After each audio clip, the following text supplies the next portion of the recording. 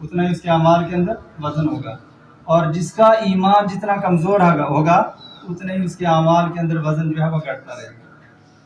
عمل ایک ہی ہے، صحابہ کرام رضوان اللہ تعالیٰ علیہ نے یہی عمل کیا اور آج ہم وہی عمل کر رہے ہیں، لیکن انہوں نے جو ایک کھجور، ایک مد جو اللہ کے راستے میں صدقہ کیا ہوا ہے، ہم اگر احد پہاڑ کے برابر سونا خرچ کریں گے تو وہاں نہیں پہنچ سکیں گے۔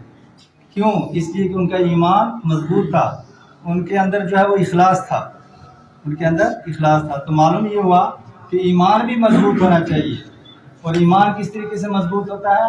وہ اللہ رب العزت کو یاد کرنے سے مضبوط ہوتا ہے، آخرت کو یاد کرنے سے مضبوط ہوتا ہے۔ جب تصور آخرت ذہن کے اندر ہوگا تو ایمان جو ہے وہ مضبوط ہوگا۔ تو بہرحال یہ جو میں نے آیتیں پڑھی تھیں، اس میں اللہ رب العزت ہی فرماتے ہیں کہ اے ایمان والو، انفقوا مما رزقناکم، جو کچھ اللہ رب العزت نے تمہیں دیا ہوا ہے رزق، اس میں سے اللہ کے راستے میں خرچ کرو، جو کچھ تم کماتے ہو۔ وَمِمَّا أَخْرَجْنَا لَكُم مِّنَ الْأَرْضِ، اور زمین میں سے جو کچھ ہم تمہیں دیتے ہیں اس میں سے بھی اللہ کے راستے میں خرچ کرو۔ اور عشر جو ہے یہ پیداوار کی زکوٰۃ ہے، اس لیے میں نے پہلے حدیث پڑھی تھی کہ بنی الاسلام علی خمس، شہادت لا الہ الا اللہ وان محمد عبدہ ورسولہ واقام الصلاۃ وایتاء الزکوٰۃ۔ مسلمان جو ہے اسلام کی بنیاد جو ہے وہ 5 چیزوں پر رکھی گئی ہے، ایک ہے توحید، دوسرے ہے نماز، اور تیسرے ہے زکوٰۃ۔ زکوٰۃ اس چیز کو کہا جاتا ہے کہ جس کو اللہ رب العزت نے مال دیا ہے، پھر سال گزر جاتا ہے، تو سال گزرنے کے بعد 2.5% کے حساب سے وہ جو زکوٰۃ ادا کرتا ہے، اور یہ زکوٰۃ ادا کرنا فرض ہے۔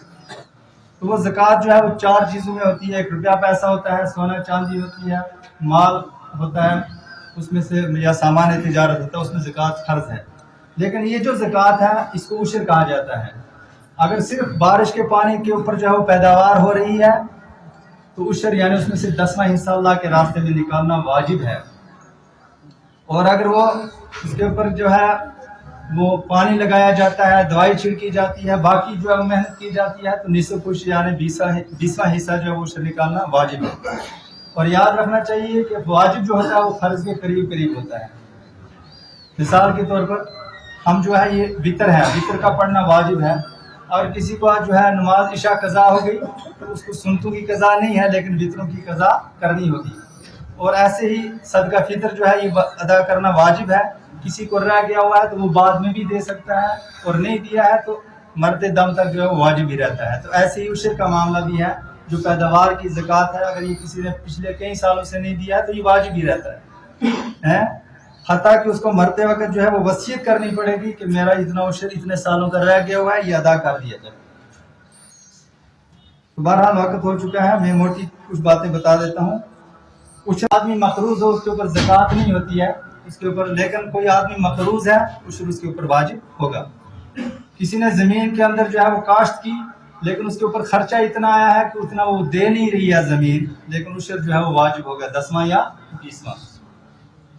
اچھا، ایک مسئلہ اور ہے کہ یہ جو باغ وغیرہ ہیں یہ ہم فروخت کر دیتے ہیں، یا اخروٹ جو ہے فروخت کر دیتے ہیں فصل پکنے سے پہلے، تیار ہونے سے پہلے، اور تو یہ جائز نہیں ہے، یہ مفہوم جو ہے وہ سودا ہے، لیکن اگر کسی نے بیچ دیا ہوا ہے تو عشر لینے والے کے اوپر عائد ہوگا، جو خرید رہا ہے اس کے اوپر ہوگا۔ اور کسی نے پک کر فصل بیچا ہے، اخروٹ یا سیب، تو اس کے اوپر جو ہے بیچنے والے کے اوپر عشر جو ہے وہ واجب ہوگا۔ تو لہٰذا عشر جو ہے یہ پیداوار ہے کس کی؟ زمین کی۔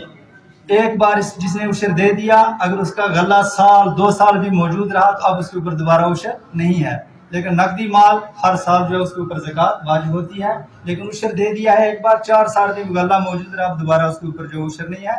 وَآتُوا حَقَّهُ يَوْمَ حَصَادِهِ، قرآن یہ کہتا ہے جس وقت تم جو ہے اپنا غلہ کاٹو، تیار ہو جائے تو اللہ کا حصہ جو ہے اس میں سے ادا کر دو۔ لہٰذا جس کے اوپر عشر واجب ہو وہ عشر بھی نکالے، اور جو لوگ زکوٰۃ کے مستحق ہیں وہی عشر کے مستحق ہیں۔ جو لوگ صدقہ فطر لیتے ہیں وہی عشر بھی لے سکتے ہیں، انہیں کو عشر جو ہے وہ دیا جائے۔ اللہ رب العزت جو سن کر عمل کرنے کی توفیق عطا فرمائے۔ وآخر دعوانا الحمدللہ۔